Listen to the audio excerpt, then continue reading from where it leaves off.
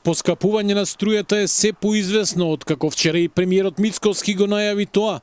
Непознато е само за колку ќе скокне цената. Добро упатени извори за телевизија 24 тврдат дека струјата ќе поскапи за околу 5%, колку што со одлука на владата минатата недела државните електрани ЕСМ ја поскапеа на Ева на Хоум количината наменета за домакинствата.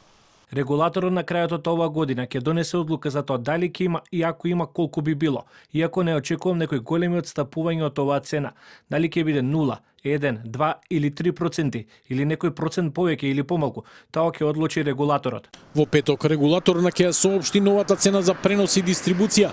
Оттаму најавуваат дека таа ќе остане иста или можно е мало намалување, но бидејќи овој сегмент учествува со мал процент во финалната цена, се поизвестно е дека електричната енергија за домакинствата ќе поскапи меѓу 4 и 5%.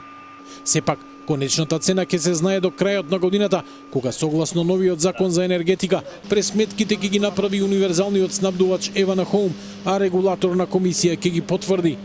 Но додека се чека конечната цена на струјата, финансискиот притисок врз државните електрани продолжува.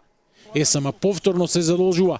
Подигнат е нов кредит од речиси 60 милиони евра од 3 домашни банки со 2 години грејс период, рок од 10 години и каматна стапка од 1,7%.